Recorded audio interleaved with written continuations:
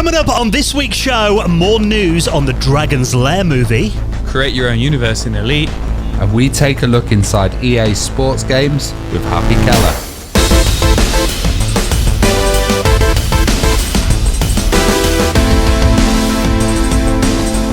And the Retro Hour podcast is brought to you every week with our amazing friends at Bitmap Books. Now, their latest book, I'm Too Young to Die, The Ultimate Guide to First-Person Shooters, covering the early experimental years of the FPS game and celebrating more than 180 games as they track the genre's explosive entrance into the 90s gaming scene. You can check that out and the rest of their retro gaming books at bitmapbooks.com. And with our friends at PCBWay. Now, they offer a fully featured custom PCB prototype service, and they've got low-cost, fast turnaround quality boards, and they can offer stuff like 3D printing and injection molding, and they're massive supporters of the retro community. So if you're working on a project right now, you can get an instant quote at PCBWay.com. Hello and welcome to the Retro Hour podcast, episode number 353, your weekly dose of retro gaming and technology news with me, Dan Wood. Me, Ravi Abbott. And me, Joe Fox. And a very warm welcome to this week's show, the podcast every single Friday. We pump it out over the information superhighway straight into your brain or your phone or your smart speaker at least. Actually, I did have someone the other day ask, can I listen to the Retro Hour on my my A word? A word? What's an A word? I won't say because it'll trigger those cylindrical objects. Okay, I thought it was a rare MP3 player from the 90s or something. Always in retro your head, Ravi, isn't it? Yeah. I love it. But yeah, if you have got a smart speaker, all you have to do is ask it, play the Retro Hour podcast, and that should work. So dead easy way to listen to it in the kitchen while you're doing the pots or whatever. Now, it has been a bit of a crazy week, and before we get into all the news that's been going on this week and we talk about our incredible guests that we've got, can we just pause for a second and just say a huge thank you to the people who've made us 57% of the way there on our book launch Kickstarter that we launched last Friday. Now, I don't know about you guys. We knew that we were launching this at a really difficult time, but I mean, we thought, when we're looking at the ups and downs of it, we've been doing this for a year. The cost of paper, the cost of everything keeps going up, and it could be even more in 6 months' time. So we thought now or never, and we were like, well, is it going to happen? But the fact that people have pretty much got us over halfway there in just a week is absolutely mind-blowing.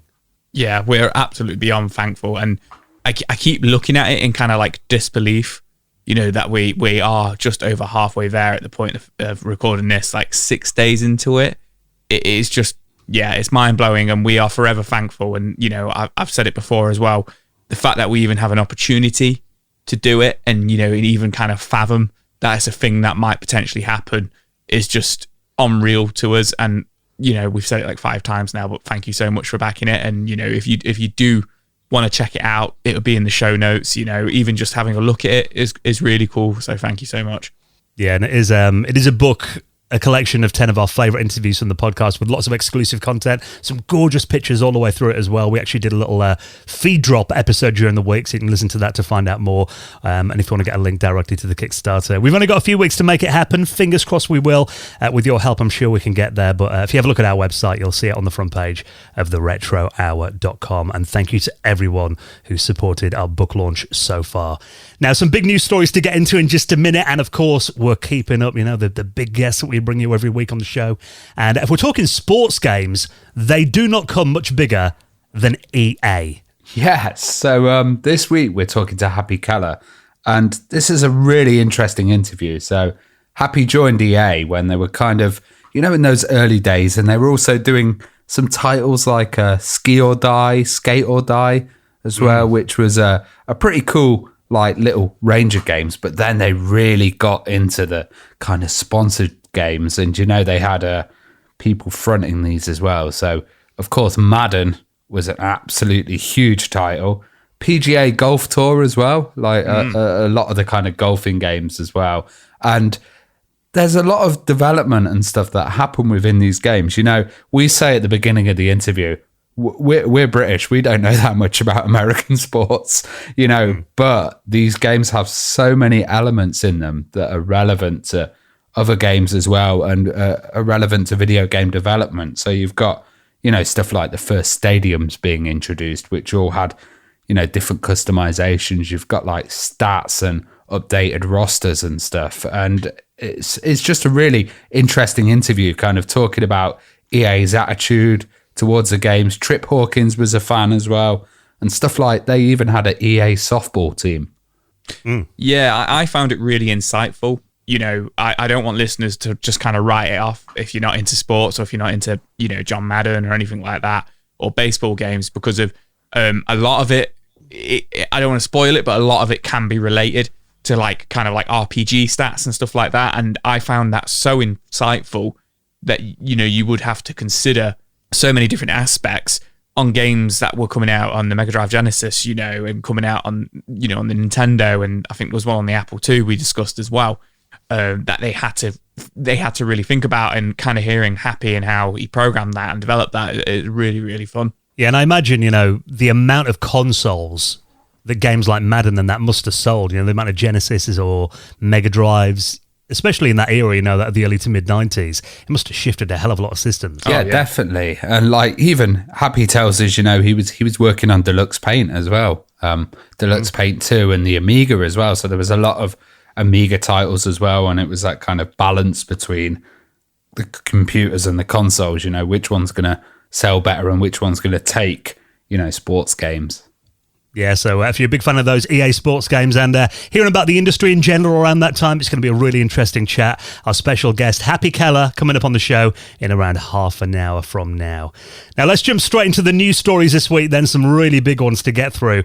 Been a busy week for news, actually, including something that I know has been rumoured for many years, and in my mind, it makes logical sense that this should happen one day. But it turns out, actually, in the early 2000s, we came quite close to getting a Grand Theft Auto movie that could have starred Eminem. Do you think it would have been as good as 8 Mile? I don't know about as good as 8 Mile, but maybe as popular as 8 Mile, because interestingly, it was kind of pitched right after 8 Mile, not after 8 Mile came out, but after it kind of wrapped and the development was done on it. You know, that was when it was kind of pitched to the creators of GTA. And, you know, the story behind it's really interesting, isn't it, Dan? Yeah, so bizarrely, I mean, it turns out that they were talking about doing a Grand Theft Auto movie. And this is, you know, Rockstar founders Sam and Dan Houser. Apparently a Hollywood agent came to them in 2001. So you think 2001, just after GTA 3 had come out. And that was, you know, a big game changer in the franchise, wasn't it? You know, the one that I remember most people getting really into GTA around then on the PS2 and the original Xbox and the PC as well, of course. And Eminem, he had a big year in 2001, still flying high off the back of the Marshall Mathers LP, you know, still my favourite Eminem album ever. Obviously, 8 Mile had just wrapped, like you mentioned. So apparently they were approached by someone from Hollywood, an agent, who came to them offering to make a GTA movie. And they were considering it for a while. And apparently they got a phone call at 4 o'clock in the morning by this LA producer. And they reckon that they've arranged it for Eminem to star in the movie, and it was going to be a Tony Scott movie, and asked them if they're interested. So they had a bit of a think about it and decided, actually, no, we don't want to do it. And apparently that's the last time they ever talked about Grand Theft Auto coming to the silver screen. So it is quite bizarre. I mean, you think at that time, I mean, Eminem is still a big star now, but back then, really at his peak. Yeah. And the fact that they had a lot of confidence, I think, and a lot of faith in the game doing well to kind of turn that opportunity down. Also, like, video game movies weren't amazingly good back then. You know, one that I could think that was close to this would be Postal, the movie, which didn't go down well at all. But Kirk Irwin, he was the guy that's actually been talking about this on a podcast. And, you know, he created State of Emergency, which is a wicked game if you've ever played that. Really, really interesting one. I was wondering about this. If there was elements in this of GTA, would he have done the GTA rap that was in the original one? You know, that would have been wicked. And I think it could have been all right. But, you know, it probably would have been better than the BBC documentary with Daniel Radcliffe. Oh, yeah. Which notoriously annoyed Rockstar so much that they stopped doing any press interviews afterwards. Didn't they try and sue them or something? I remember it was so inaccurate. I think so, yeah. They were not fans of that one at all. And that was like a mini kind of movie, but a full Hollywood release would have been good. But also, to be honest, I think Vice City, for me, would have been a better film. Like, you know, that 80s kind of Miami Vice style. You had like Danny Dyer in there. Like, it could have been pretty good. Well, this is on a podcast called the Bugsy Malone's Grandest Game podcast. And there's an article on BBC News that I'll link up in the show notes. And they talk about, you know, quite an interesting fact that, you know, Grand Theft Auto obviously is now such a massive... I mean, it's actually the biggest entertainment product of all time. You know, outselling even the mentioned movies like Avatar, you know, GTA 5 outsold that massively. So really it makes you think that, you know, in my mind, often you think, oh, movies are like a bigger industry than gaming, but they're not anymore. I think, you know, for Grand Theft Auto to come out on the big screen or a home release as a movie, it would be smaller than the games. Yeah, it's weird to think if this had happened as well, would we live in a world where it killed the franchise? You know, and Vice City never came out, or, you know, we never got, you know, San Andreas or anything like that. We just don't know. Like, I just feel like, you know, it would have been Eminem and then like maybe Justin Timberlake or something like that. I just think how would have it worked? Because like movies like that, you know, there's Falling Down with Michael Douglas, which is essentially GTA the movie. Yeah. Like, how would they make it original? You know, that's what I wonder. It'd be tough to make it that you know, love the character. Like, I guess they'd have to try and really make him relatable or whatever, or there's a reason behind he's doing it, like, you know, his sister's ill or something like that. Was it Tommy? It was Tommy Vercetti in GTA 3, wasn't it? Yeah, it was. Yeah. Yeah, so you'd have to kind of do the Tommy Vercetti story, which I don't think was as strong as Vice City. I don't think they would have. I think they would have made it an original. I think they would. I think they would have made it quite far removed from the actual games, and they would have given like a real good guy motive to Eminem. Like, he's doing it for his sister who's dying or who needs her drugs, you know, like her medicine or something like that. It's just 8 Mile. yeah. So, yeah, probably just 8 Mile. Probably for the best that it didn't happen. I mean, I love 8 Mile, but yeah, I couldn't imagine sticking a GTA tag on there, because obviously you'd have to do some rapping as well, wouldn't he? Especially on that side. So yeah, what could have been, but if you want to read more about that, I'll link that story up and the rest of them in our show notes on your podcast app or at theretrohour.com. Now, if you're trying to stay secure in the world, on most platforms, I use two-factor authentication. Actually, I use it probably a bit too much because I've locked myself out of my Facebook account recently. It is one of the big platform that encourages you to turn it on, and then if you, like I did, you know, lose your phone or get a new one, and there's no way of recovering it and getting back into your account, unfortunately. Most services are a bit more sensible than that and let you find a way in, though. But if you get a bit bored of using a little key to do your two-factor codes, or maybe you've got an app on your phone and you think, oh, that's not very exciting, is it? Someone's actually found a way to generate two-factor authentication codes using a Commodore SX64. Yeah, this is a bit mental. Like, I don't know why he's used the SX64 as well. I'm sure you could just do it on the C64. Well, you can take this with you with your phone, I guess. You know, if you need to get into things. Crush your phone to bits. Yeah, it does look interesting. Like, I also think the whole thing about two-factor is that you need to link it with a QR code. So I'm not quite sure how it would actually link up with something. Maybe you'd have to have something custom based on this algorithm. But what he's done is he's basically managed to put cryptographic routines in there, and they refresh with the timing. But he's had a few problems as well because of the clock that's in the C64, you know, the time, getting that to communicate with this algorithm. He's had to do a lot of programming, and, you know, it's on Unix time as well, which is requires some conversion. It's an interesting concept. This is using your retro gear to authenticate. I don't know. Does it feel more insecure just that you've got it on a CRT?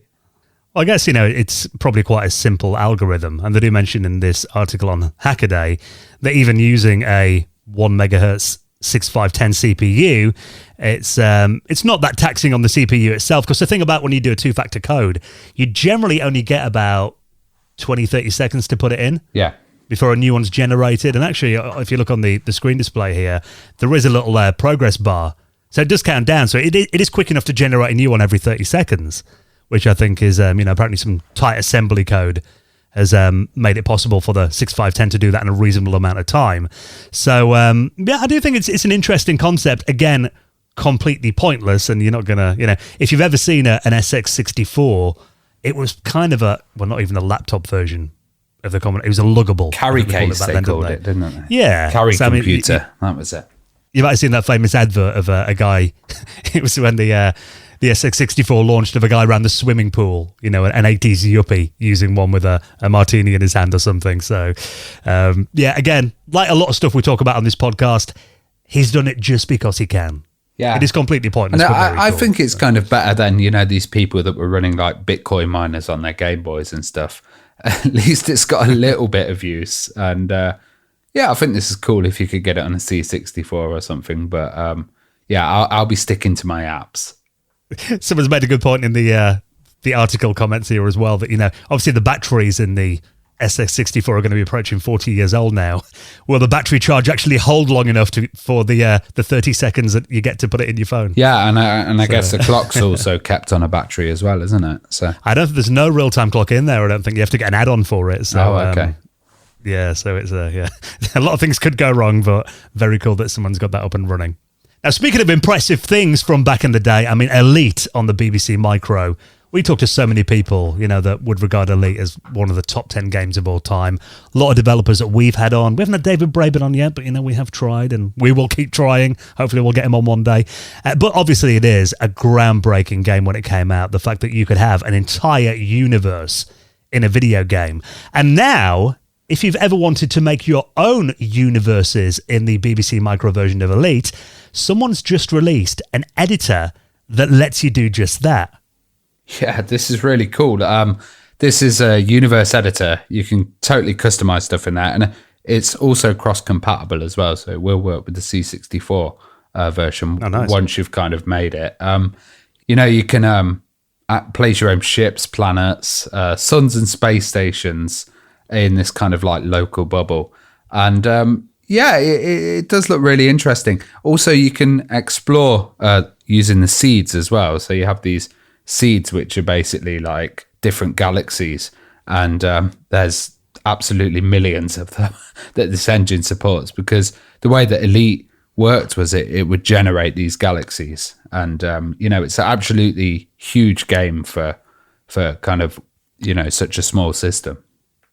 Yeah, it's always amazed me, even when Frontier Elite 2 came out, the fact that they could hold an entire universe on a 720k floppy disk always blew my mind. But the fact that it could fit into 32k, I think the BBC Micro was, which is just nuts. And I think it's really cool that people love this game enough to do this kind of thing, because obviously it was someone you imagine played this back in the day, always wished that they could create their own worlds in there. But now, all these years later, 40 years on, they've actually made it a reality. And I know there have been, I was reading about another modification to Elite, because I think it was the Commodore 64 version had a bit of screen flicker or something, and someone actually did a mod recently to fix that as well. So, cool. The fact that people love it that much that they're still making things for it all these years later. And actually having your own little universe in there. What I think is really cool is you can actually play this in the browser. There's a link that I'll put in the show notes where you can actually check out the universe editor directly from your web browser in an online BBC Micro emulator. But they're saying here that you could actually make your own universes, save them, and then maybe upload them to the web. Other people can explore them as well. So you're kind of getting something a bit like, Mario Maker, but with universes in Elite, which I think is pretty impressive. Yeah, you're getting this base of user-created content that can go in there. That's pretty cool. Yeah, and the fact that, Elite itself could run in 32 or 64K, I think is amazing. The fact that they can squeeze an editor into the memory at the same time of it, that is just absolutely mind-blowing. So if you want to check that out, it is available now, and I'll put it in our show notes. Now, we're going to talk about this new Dragon's Lair movie that was rumoured a couple of years ago, but we've got a big new update on that to tell you about in just a minute. We do have some news, and our special guest, Happy Keller, coming up on the show in just a sec. But just a quick reminder that, we do this podcast every single Friday, and, it's amazing that we've done this for over 7 years, just a couple of years off a decade of bringing you this show each and every Friday. But the only way we can do it is thanks to the amazing community that surrounds this podcast. It keeps us going, helps us keep the lights on as well with our incredible Patreon community. Now, we've got some wonderful people in there, haven't we? Yeah, absolutely. It means the world to us that people continue to back us and continue to sign up. And it comes down to, once again, like we said at the start of the show, we are beyond thankful, and we don't want to take that for granted. And we really, really, really are grateful to everybody who supports us at the moment, past and present and future. Yeah, 100%. And we do a patrons hangout every month as well. That'll be coming up next Sunday. So if you'd like to join us for that, and loads of extras as well, you can check them all out on our Patreon page. We'll link it up in our show notes and on our website at theretrohour.com. And of course, when we get new patrons, we induct them into the most prestigious high score table in the world of retro, and that is the Retro Hour Hall of Fame. Hall of Fame! And let's give a massive thank you to our latest supporters. Thank you so much to Flod, Retro fun for everyone, Chris Nichols, and Robert Paulding, who all joined us on Patreon this week. We hugely appreciate your support. And if you'd like to get yourself in the Hall of Fame and join the Retro Hour Patrons community, all the details are at theretrohour.com. Right then, before we chat to this week's special guest, Happy Keller, a couple more news stories to quickly go through. Now, you remembered us talking about this, joke, so it kind of stuck in my mind a little bit, but I wasn't sure whether it had been announced that he was doing it. But we heard this rumor about 2 years ago that Ryan Reynolds was going to be starring in a Dragon's Lair movie. Yeah, so there was a rumor flying around in 2020 that this was happening, but it's now been confirmed by Ryan Reynolds himself. He's currently doing like the rounds, the media rounds for a film he's got coming out called Spirited, which is a Christmas film that comes out, I think, this week or next week. Well, while he's been doing the media rounds, he's been asked about the Dragon's Lair partnership, and he's essentially revealed that his production company have been developing it since early 2020 alongside Netflix. So I think his production company is called Maximum Effort, and they've been working closely with Netflix to make a Dragon's Lair film. Now, what's really interesting about it, and a lot of people seem to be talking about, essentially how he's described the film and the approach towards the film, and how kind of like Netflix are approaching the film and what they want to do with it. So he says it intersects in a unique way with technology that's never been privy to the entertainment industry before, or it's been done before, but it's never been done on this level before. So when I read that, my mind straight away went to Bandersnatch Black Mirror. Mine just went to Chris Pratt when he said, "You're going to have a Mario voice that you've never experienced before." Yeah. And then he just sounds like Chris Pratt.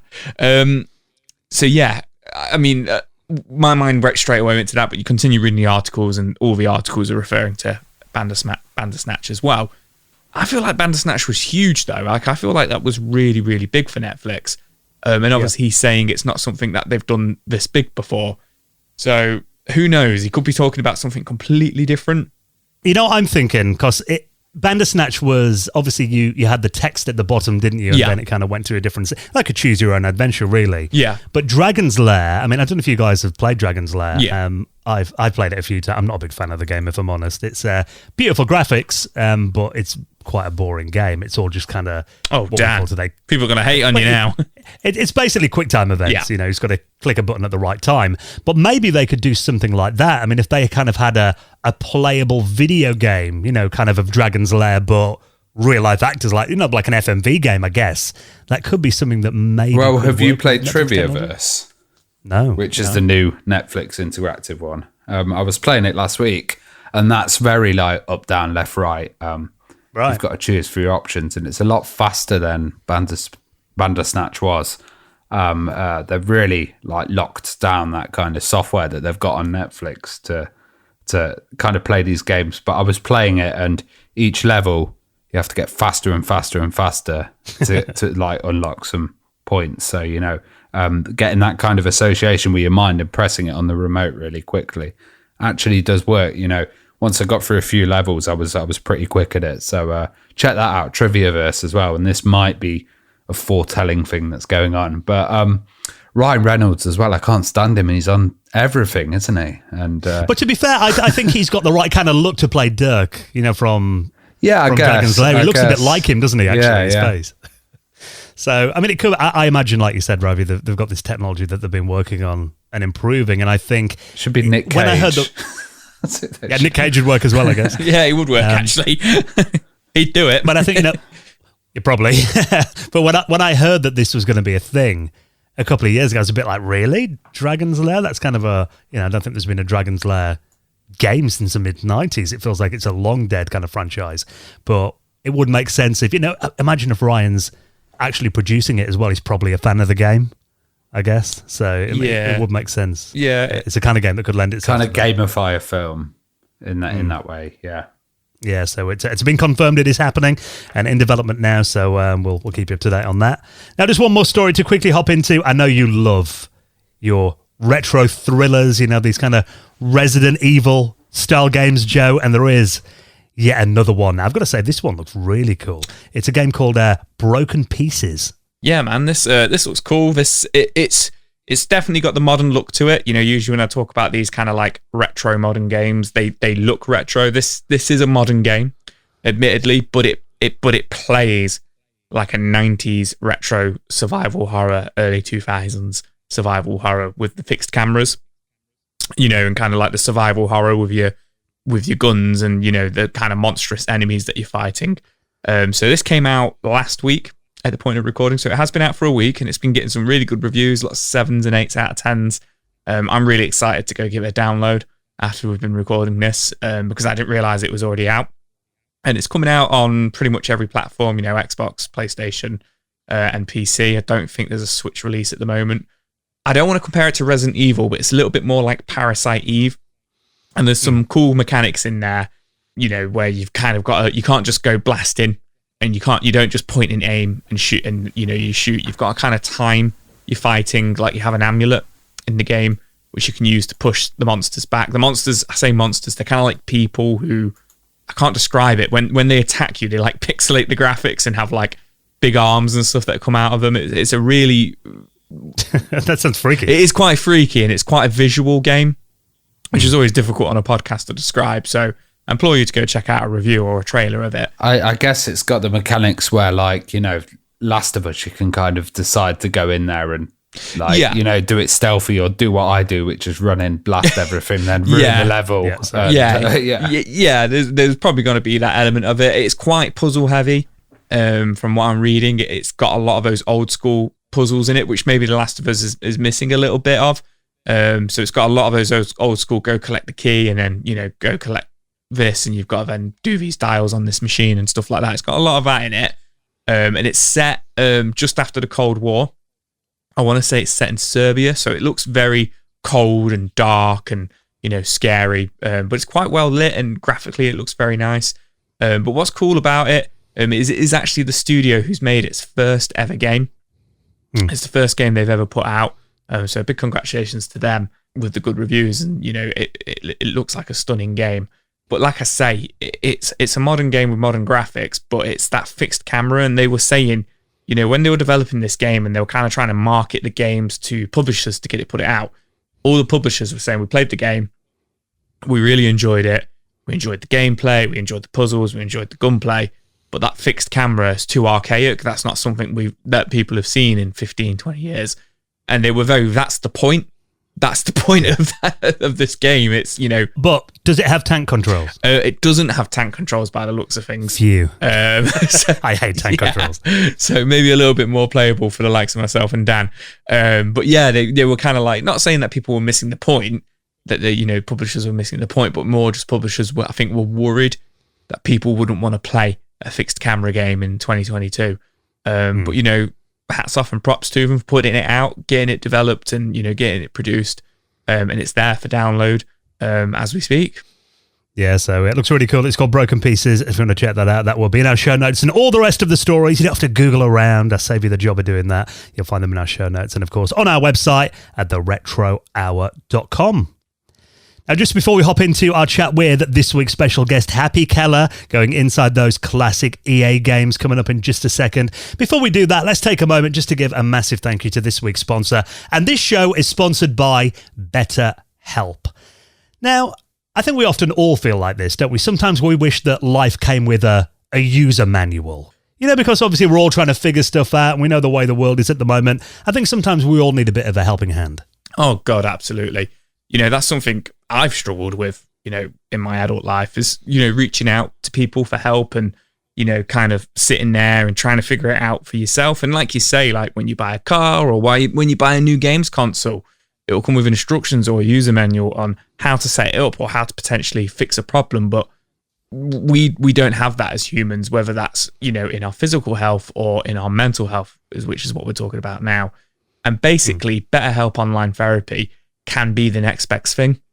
Yeah, absolutely. So if you've got challenges in life and sometimes we just come a bit stuck, you need a bit of a helping hand.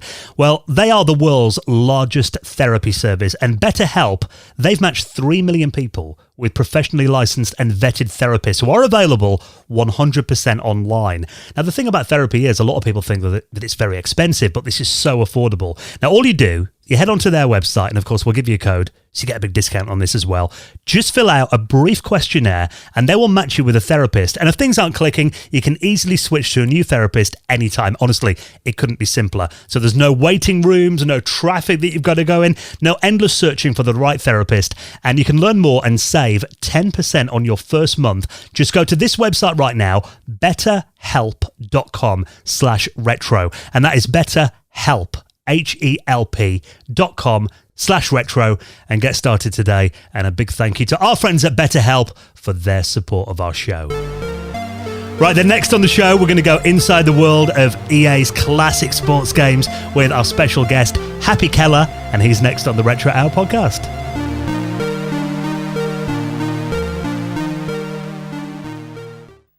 Okay, you're listening to the Retro Hour, and we're joined today by Happy Keller from EA. And just before we start this podcast, I'm going to mention, we don't really know American football and baseball and stuff, but we know video games. So this is going to be a wicked conversation about that. And we have a question, Happy, that we always ask our guests first. And okay.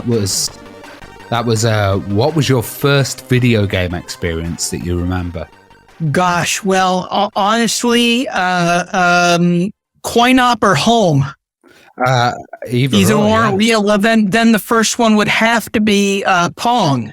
I was one of those people that grew up when Atari was created, and Pong was the very first video game that I ever played, and I was taken by that immediately, and that's probably because earlier in my childhood I was taken in by pinball machines and things like that.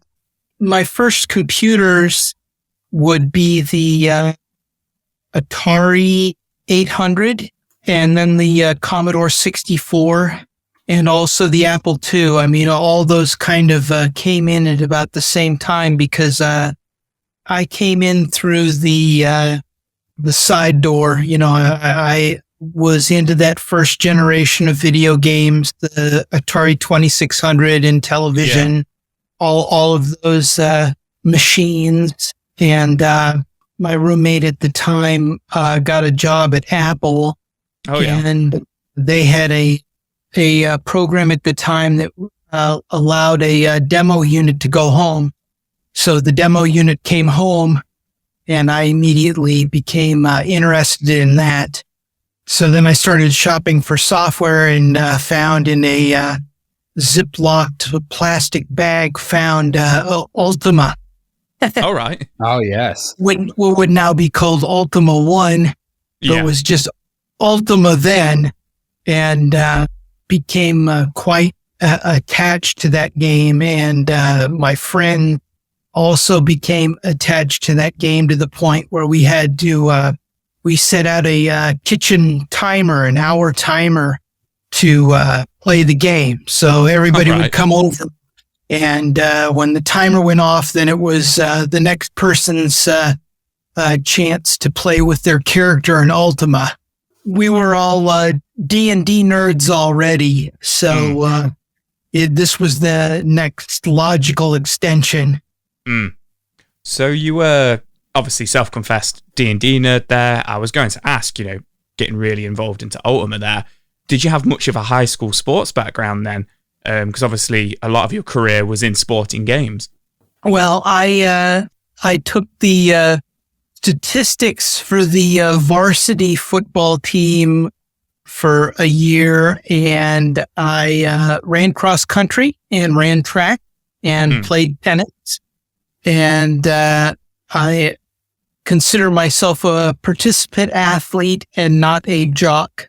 Yeah. I've always been a huge sports fan, but never a high level sports player, although I did play college tennis. So I guess I got good enough at tennis to play at the very low level college level of tennis. I went over to America and I was really surprised at how serious high school football's taken. You know, I was in Atlanta and they were using the Falcon Stadium to have this huge, high school football match, and everyone seemed really into it and stuff. It's a total kind of different culture to ours. Yes. Yeah, very, very much so. I mean, in different areas of the country, high school football is taken very seriously. In Texas is the most serious area I've ever found that they take high school football very, very seriously there.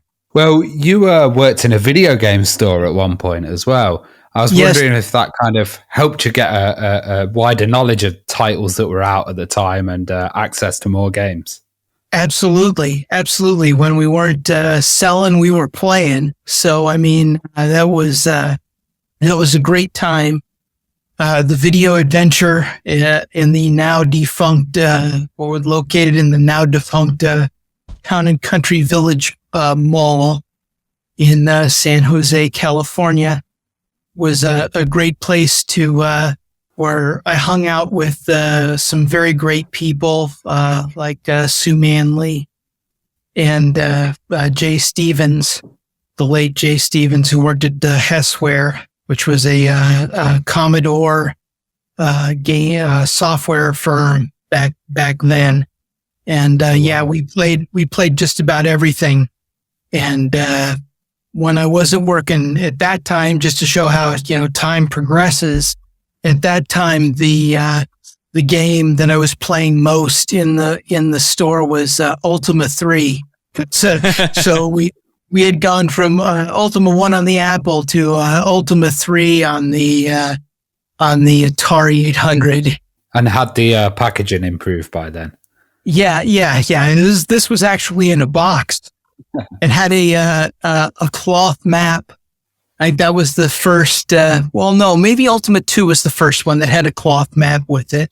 But that was a lot of fun back in the day. And unfortunately, the owners of that store weren't too great with the finances, and so the store closed. And that was unfortunate.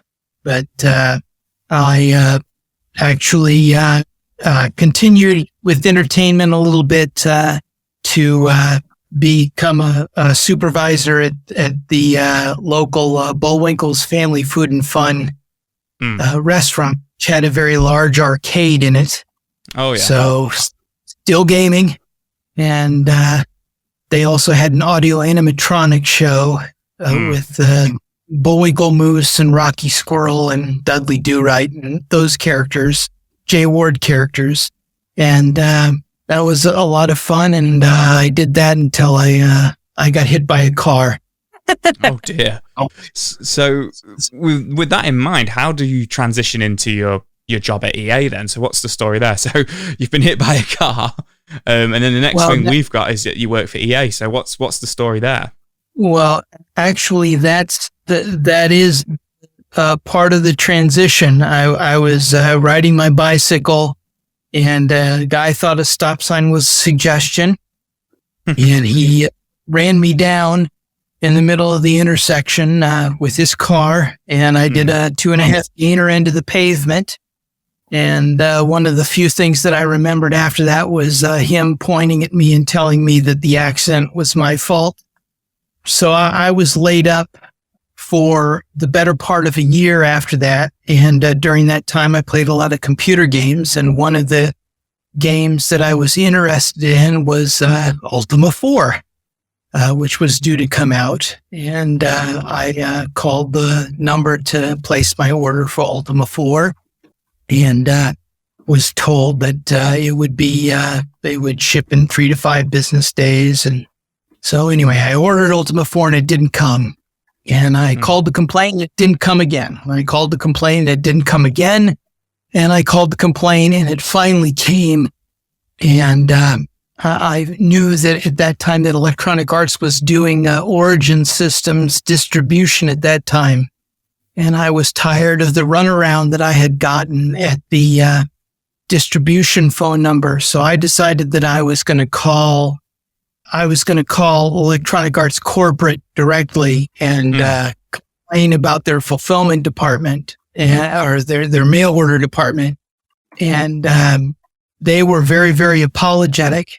And they said, "Oh, well, we really want to take care of this, and give me your phone number. We'll have someone call you back." And I did, and someone indeed called me back, and which I really didn't expect. And the person I talked to said that this was an out-of-house mail order company, and they weren't satisfied with them either, and that they were going to be taking that function in-house in the very near future. And I facetiously asked them if they were hiring, and they said yes. And I quickly put together a resume on my dot matrix printer and mailed it to them. And I drove it up to them because I had an interview and handed it in, and I got hired that day into Electronic Arts mail order department, which was called fulfillment back in that time. And just so lucky to be there. I mean, I was employee number 53, and we were in a very small part of a building. And that was my first realization was based on EA's marketing. And I had always thought that they were a reasonably large company. And when I got in there and spoke with them and interviewed with them and got hired, I realized that they were a pretty small little company, and but with very, very passionate people. And that made all the difference in the world. The passion and the energy that was within those walls was, I had never experienced anything like that before. And it would continue for several years. Well, you started working on a Deluxe Paint 2 for the Amiga. And I was wondering, how important were those tools like for games development within EA? Very, very important. Those tools were part of the artist workstation, which allowed people working on their PCs to download their code into their target machine, be it the Amiga or something else, and run their code there. So we had the technicians at EA were trying to wring every last ounce of energy out of our own internal tools, plus those that we could find out there in the market to make the best games. But Deluxe Paint, working on Deluxe Paint was a great teacher to me, because I realized not very long after beginning to work on it that I knew the futility of what I was doing, because I knew that I could test 24 hours a day, 7 days a week for the rest of my life, and I would never use every feature in combination with every other feature. And therefore, the dream of putting out a piece of software that was bug-free, that was actually placed aside, because I realized then that no matter how hard we all worked, that whatever we worked on was going to go out there into the world with bugs. Well, EA had kind of committed to the Amiga really early on. And yes. It was really interesting because it was a kind of hobbyist system at the time, and it blew up a lot later on in Europe and other places like that. But do you think that early contribution from EA really helped the Amiga? I'm sure that it helped the Amiga, but I would say that the commitment to the Amiga was key to Electronic Arts' success in the way that things turned out in the video game market, because the Amiga was based on the 68,000 chip, and the Sega Genesis was also based on the 68,000 chip. So by the time the Genesis came around and we reverse engineered the Genesis, we'd already had tons and tons of experience with that chip and knew how to make it do things, and already had an artist workstation that would allow us to download code into a 68,000 based environment.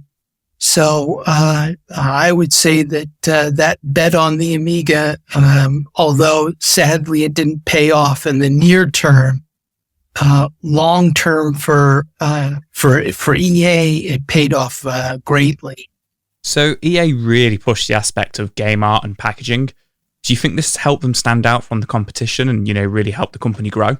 I think so. I think that, the wonderful packaging that was put together, and back when the company was launched, the album type covers that they had come up with were really intriguing. And I was still at the Video Adventure back in the day, and had seen their early ads. And my manager and I, Sue Manley, we decided we were going to take a flyer on this young company, and we ordered their software and had great success selling their software.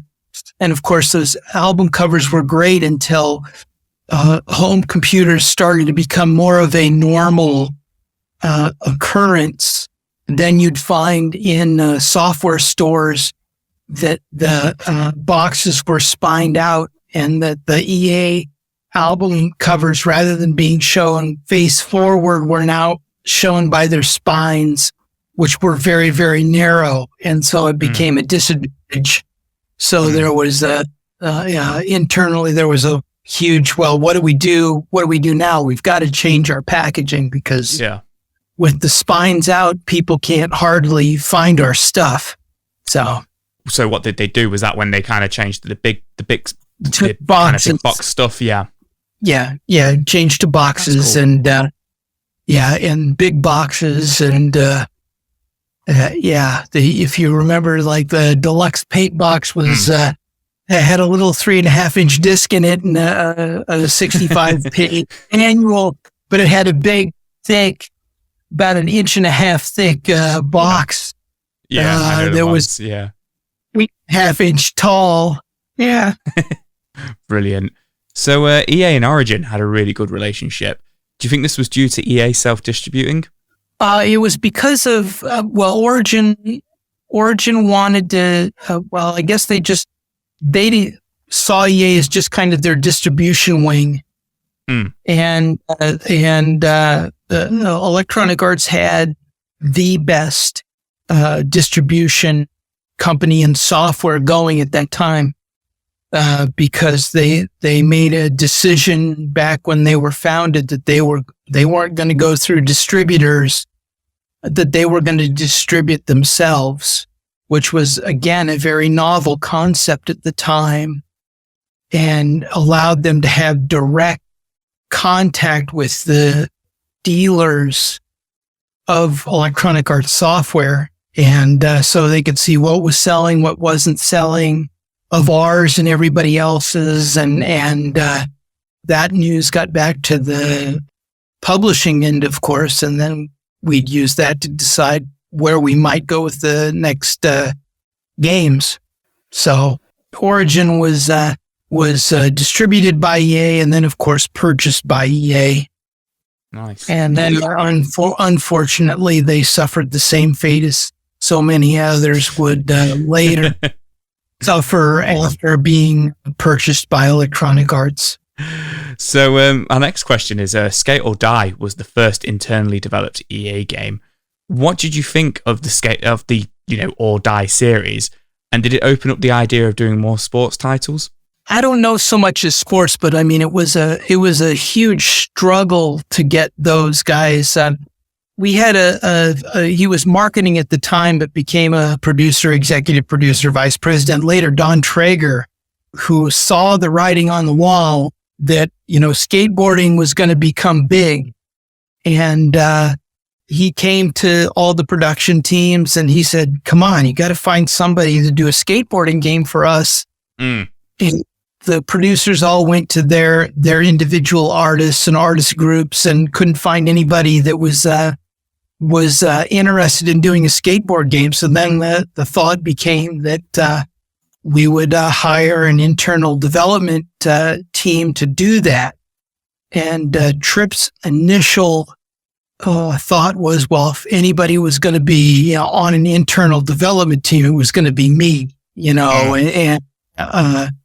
so there were a lot of struggles to get that done, but it did. And Michael Kasaka, David Bunch, and Steve Landrum came in and with the great assist of Rob Hubbard came in and created Skate or Die.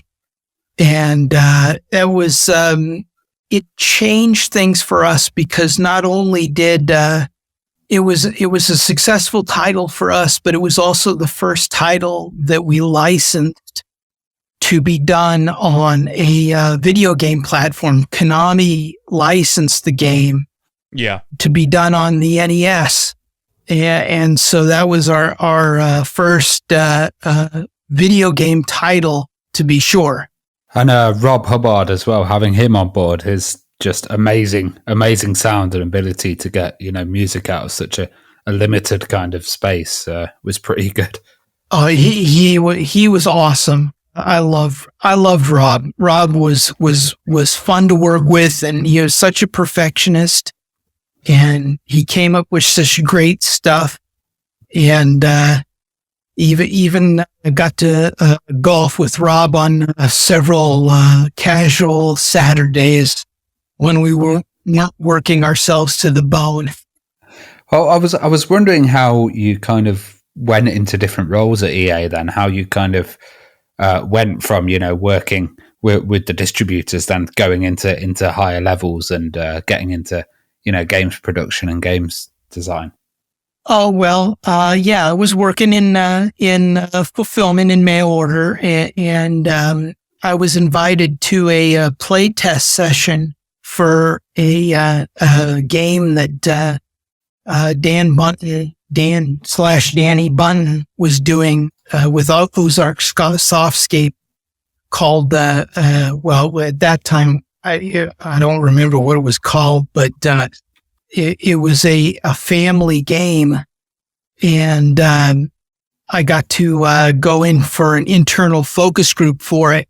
And during that session, he asked, well, what would you do differently here or there? And I'd suggest something. And he explained why, according to technical reasons or rules reasons, why he couldn't do what I was suggesting. And I went and thought about that for a couple of minutes, and then I came back with a very similar suggestion that lived within those rules that he could implement. And his producer at the time thought that this was a very usable talent. And so he recruited me to become an assistant producer on his team, working on what Dan's game would become Robot Rascal, and working within the production system of EA. And so that was how I got out of the mailroom and into game production, was that play testing session. So you've done Skate or Die, and Trip put you on the development team, says you've got to be on here. What was Trip's attitude towards sports games at this point then? Was he seeing that as like EA's future? Did he enjoy sports games? Oh, well, Trip, I mean, you got to understand at that time, before Skate or Die was even done, he many moons ago, or about the time that the company was formed, he signed John Madden to do Madden football. And not too long after that, had signed about the time that the Amiga came into being. He signed Earl Weaver for Earl Weaver Baseball. So, I mean, way back then, before Skate or Die, there were already sports games going on, and Richard Hilleman had already made a deal with Ferrari to do Ferrari Formula One on the Amiga. So, yeah, I mean, there were already sports fans. I mean, Richard and Bing Gordon, the head of marketing, they played hockey. And Tripp was the pitcher on our Electronic Arts co-ed slow pitch softball team. In the early days. So that was quite a bit of fun and pressure. Yeah. Well, mentioning John Madden there as well, like he was famously really involved with the titles. You know, he really got in there, as well as Bill Walsh, who you work with. Yes. What was it like kind of working with those guys, and what were their input like? By the time I actually got to work with John Madden directly, he already had a very good, he finally had a very good working relationship with those within Electronic Arts, because for years there, unfortunately, we were working on a game and working on a game and working on a game. Nothing was coming out because the very first John Madden Football was supposed to be on the Apple II, if you can believe that. Oh, wow. And you just imagine how difficult it would be just to get an 11-on-11 football game to run on an Apple II. And then imagine further that John Madden and Tripp need to have this football game also have a completely robust play editor included within it. And now you're talking about something that's close to impossible to do on that level of hardware at that time. But that game finally did get, that version of the game finally did get done. But it released, if I remember correctly, it released about the same time as the very first John Madden Football for the Genesis. And my working with John came in 1993, 94, 95. Same time that we signed Bill Walsh to do the college football game, and working with Coach Walsh was a joy, was an absolute joy. I was his first contact as far as working on the game, and he was very open, and he made his staff at Stanford University available to us if we ever had any questions, and he actually gave me his playbook from one of his games, one of the games that he had put together for the previous season, and answered all my questions about, why he decided that he was going to attack this team's defense this way. I mean, it was just invaluable what I learned from him, and then of course from John Madden as well. He was also a great joy to work with. Although with John, I mean, so much of what we were trying to get with him was not just football information. It was also, we needed to get his voice. We needed to capture his voice, the booms, the pows, the whams, all of that stuff that we had to get to actually have Rob Hubbard digitize and get into the games. So, did you find, you mentioned like obviously porting it to the Apple II or coming out on the Apple II as well. Did you find that the titles were more successful on the consoles to the computers? Because obviously by this point, the Madden games, they're kind of like strategy games, because as you say, there's so many different strategies in there, and they're really, really complex games. So many characters on the screen. Do you think they sold better on the computers, or do you think the consoles did really well with them? The consoles outsold the computers tremendously. Yeah. Okay.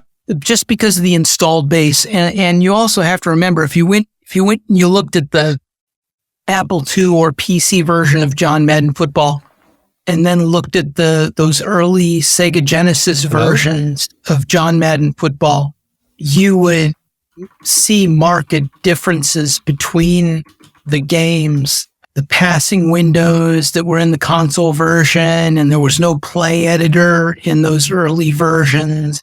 There were a lot of very, very large differences between them at the time. But I mean, just the huge installed base of the Sega Genesis at that time, or the Mega Drive, just made that the console or the version of choice for Madden Football.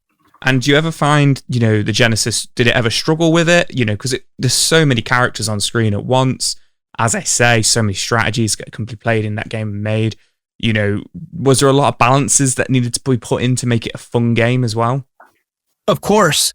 I mean, that was the one thing that you could always count on the internal teams and the people working on the games to be focusing on. It wasn't just, look what we've got, let's just put it out there again. I mean, it's like, well, what are we going to do to it this coming season that's going to be fun to do, that's going to be fun for the player to interact with? What's the next step forward for this franchise? Because we realized then that we had something that was going to go on for a little while. And now, of course, it's I can't imagine that it's ever going to stop unless Electronic Arts implodes, or the NFL decides that they're not going to give their license exclusively to EA anymore. Yeah.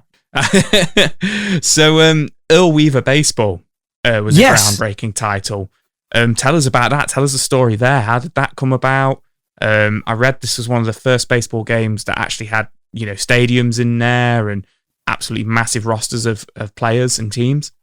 Yes, that is true. Eddie Dombrower, who had worked with one of our producers, Don Daglow, at Mattel, and in the Intellivision version of a next generation baseball game, came to work. Don signed Eddie, and then Tripp and Don signed Earl. And so Earl Weaver Baseball was born. And there's so much more history, long time history with baseball here than football. Football has barely changed. I mean, you don't have differences.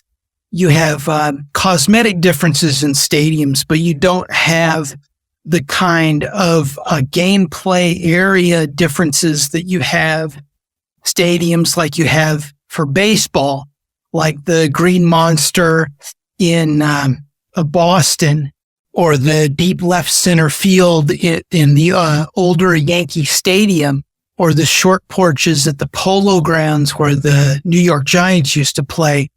They were just, all of them were, all baseball stadiums are different in terms of their dimensions. And the baseball game was novel, and Eddie's approach to the game design was also really novel. He didn't predetermine what was going to happen. When the bat hit the ball, he didn't predetermine, that's going to be a single or a double or a ground out or a fly out or whatever. He, in the background, decided what kind of hit type the result was going to be. And then based on the physics of what was going on, the wind and the size of the stadium and the players involved, the play that would play out in front of you, which was really interesting because sure, he may have rolled up a single, but then based upon how great your third baseman or shortstop might have been, they might cut off that ball that was supposed to be a single and it turns it into a ground out. Or he might have rolled up a sacrifice fly, which is a medium deep fly ball into the out. But if you were playing in one of those stadiums that had a relatively short porch in right or left field, that sacrifice fly might carry far enough that it might be a home run. So you're just based upon all of these different factors, you ended up with something that was much more simulation of what was going on than just gamey. Yeah. And of course, the player ratings on top of using the statistics and the split statistics at that time, which had never been done before, was also very, very important to the game. And we did an all-star game pre-play for the media at that time near Oakland, because the all-star was going to be played in Oakland that year. And so Earl and Eddie were the managers of the American and National League teams. It was like a 1-0 game, and the press was very, very skeptical about what had happened on in the simulation of the game. And then they all got in their cars and they drove to Oakland to watch the All-Star game. And it ended up that game was like 1-0 or 2-0 or something like that. So it was almost an exact replica of what we had done in our play of the game, which was a little bit gratifying. But I mean, the artistry, programming is an art form, and I just wish, seeing all the sadly all the vitriol that I've seen in forums these days, or even direct contacts with people that work on different pieces of interactive entertainment, is very sad to see all of that, when these are people that have also poured their hearts and souls into these products to put out there for your enjoyment. And for these folks to be getting death threats and things like that is just awful. Just awful. It is awful. I was going to ask you around the programming, actually, just reflecting on what you said about obviously all the different stadium sizes and, all the different player stats and stuff like that. It feels a little bit like an RPG, reflecting on your experience with Ultima there. But was that difficult to program that into, like, say, the Genesis or the Super Nintendo? Was there a lot? Because obviously there's a lot you've got to factor in there. Was that quite an effort for yourself and the programmers? Well, the systems that we used on the consoles were a little bit more simplified than what we used for something like Earl Weaver Baseball on the computers, or Madden on the computer. The rating system on the Genesis and the Super Nintendo back in the day, those days, was just on a 0 to 15 level, 16 bits, 16 levels of, Now, of course, that's opened up, and they're all the way up to a 99. But I mean, you still have to live within those limits. That these athletes really are characters, though. To kind of go back to those role playing roots, they kind of are. You could view them as characters with their different characteristics and abilities. It was during my time working on Madden that players were contacting the company to see, how they were going to be rated. That was the beginning of that, and then that just exploded to where these guys are they'd even tweet out, I should be a 99 speed. What the hell is going on? I should be a 90. This guy, and there are arguments to this day over player ratings. I've seen that with obviously you're talking Madden, but I've seen that with FIFA, with the football, with the UK. I'll say UK, but soccer, yeah. I've seen that with a lot of the football players. No, football is for you. I know. And I see them saying like, "Oh, I appreciate the 99 skill, but 92 on the speed. What are you doing to me?" Stuff like that. I was wondering, were you guys surprised about the popularity of the US sports titles around the world rather than just in the US?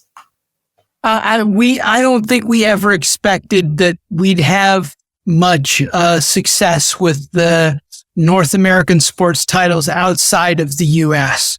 Stuff like State or Die was could be global because that was more of a game than a sport, even for us working on it. But Madden and things like that, we never really expected those to be global.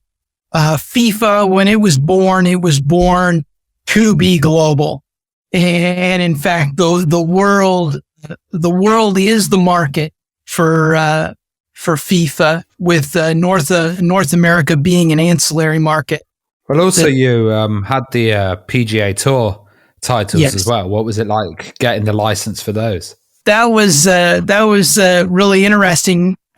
We were trying to get the PGA Tour license, and I had heard that we had been told that those meetings were continuing, but they weren't going very well. And myself and my fellow associate producer, we took a trip down to the headquarters in Sawgrass in Florida, and we met with them, and during our discussion, they realized that the people that they had previously spoken to weren't the right people to have been speaking to, because they realized after talking with myself and my fellow associate producer that we were the two people that had the real passion for golf and for their sport and for their players and for what they were doing. So I mean, they oh my God, we weren't going to sign with you, but now that you know all of this stuff, you know all of our players, you know about the tour and the tour history and things like that, we're definitely going to sign with you. And they did, and that certainly made a difference back in the day, because there were 3 golf games then, and although it would take some time, PGA Tour ended up coming out on top. There was the Jack Nicklaus golf game, who was the greatest golfer of all time until Tiger came along, and some still argue that he was the greatest golfer, or still is the greatest golfer of all time. And there was a game on the PC called Link, which was very, very pretty to look at, but it, even on state of the marketplace hardware back in that day, it would take up to about 45 seconds for it to render a scene, to get itself rendered for one shot. So when it finally rendered, it was beautiful, but then you'd hit your shot and then you'd have to wait another 45 seconds before you could take another shot. And that was our advantage on that first version of PGA Tour, was that we rendered very quickly, much quicker than Nicklaus and much quicker than Lynx. And we also had specialty shots that actually made a difference to the game. We had a chip shot and a punch shot, where you could actually punch your shot beneath the tree limbs and chip your shot around the green much more easily than you could in those other games. And that made a difference. And then, of course, we had 60 real PGA Tour professionals in our tournament playing against you to see who would come out on top during that week's tournament. I remember that there was so many golf games out there at the time. And I was kind of wondering, was it hard to get that balance between, you're talking about the realism there and playability as well? Yeah, well, I mean, I've always loved golf games, even to this day. Getting to worked on World Tour Golf on the Commodore 64 was before PGA Tour, and that had a little golf course construction set, and so that was a kick way back when. But I mean, you do have to. There was a golf game that another publisher put out where they wanted to simulate everything. They wanted it to be true simulation. So they had you, for your swing, they'd have you cock your wrist and turn your hip and then turn your shoulders and then move your arms up and then do all of those things in reverse just to be able to contact the ball. And they may have succeeded in terms of simulation, but they failed in terms of it being any fun, because I'll bet you don't even know who published that or and that they never put out another one.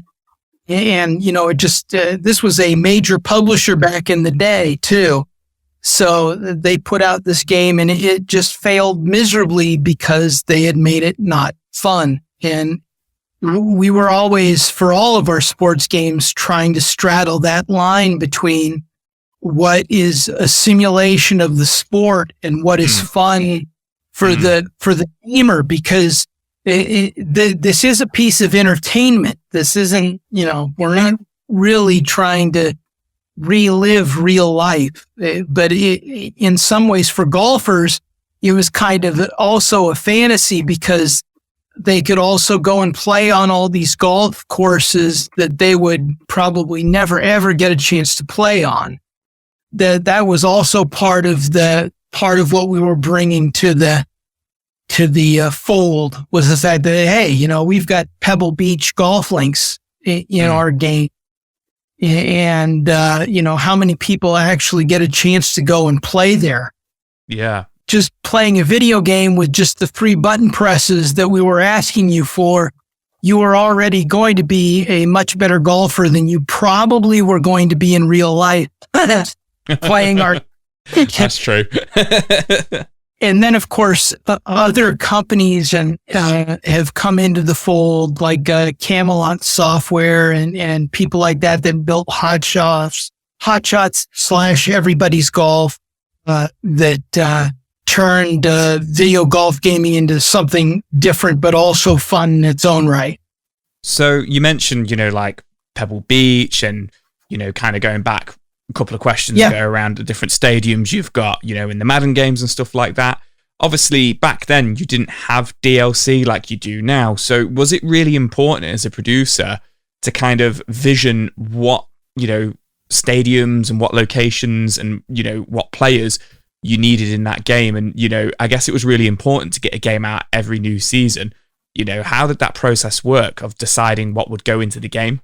Oh, we were really petrified about, we'd hear that so-and-so were going to change their logo for their field, and you go, oh my God, well, when are they going to reveal that? Well, they're going to reveal that in July. Well, July is about the time, unfortunately, due to manufacturing leads, was about the time that we were going to have to be finishing up those cartridge versions of Madden. So if they were going to be changing their logo or their insignia or the way that their on sideline stadium numbers were going to look, we needed to find somebody to leak that to us early, because otherwise it wasn't going to end up in the game. And then, of course, player movement as well. Yeah, player movement. Yeah. And we had no ability at the time, if there was some during season trade that took place, there was no way that we could change that on a cartridge. Yeah, we couldn't download anything to your machine. Now it's done on a weekly basis. Everything dated, which is much better, and I would say probably for the people working on it is probably also much more challenging, because they've got to continually look at the skill levels of, I can't imagine for all the footballers, all of the football teams around the globe, trying to keep track of how the skills of these individuals are either getting better or degrading as they age on a weekly or bi-weekly basis, so that they can update the statistics and get them out there. That's got to be really, really challenging for them. Yeah. I thought it was a challenge when you were doing it kind of like a one-off per game, I guess. But when you put it like that and it's happening constantly, there's, transfers and skill levels changing and stuff like that constantly, I guess it really does keep them busy. As I say, these games come out every season still. So it's crazy to think, I can sometimes write them off in my head as, oh, it's just a sports game, but actually the amount of effort, and I think for me in this interview it's been quite eye-opening, is actually I've never really considered the amount of stats that go into it and the programming of, you know, thinking about it kind of like a bit of an RPG element to it. You know, it's never really crossed my mind until now, so it's been really insightful. Yeah, no, I mean, it really is. I mean, you're playing with characters that you can project onto them that really is Ronaldo. You know, that really is Messi that I'm playing with. You know, it becomes believable in your hands as you play with them. That really mirrors or closely mirrors what you see on the pitch when they're out there playing. Yeah, and I guess now you even have to capture the faces and the haircuts and all that kind of stuff. Yeah. Tattoos and all of that stuff. Yeah, all of that stuff is really expected now. I mean, if they fail to update those things in season, I think that there would be a backlash. Yeah. Well, I was wondering before we finish, do you play any sports titles still yourself? Not as much as I used to. I still play different golf games. I try to play the baseball games these days, but they're all very much too arcadey for me. In my opinion, they've gone way over the top and trying to be Twitch games and trying to be a simulation. You know, I don't want that much Twitch in my baseball game. I'm much more of at this stage of my playing career, I'm much more into strategy than I am into arcade play.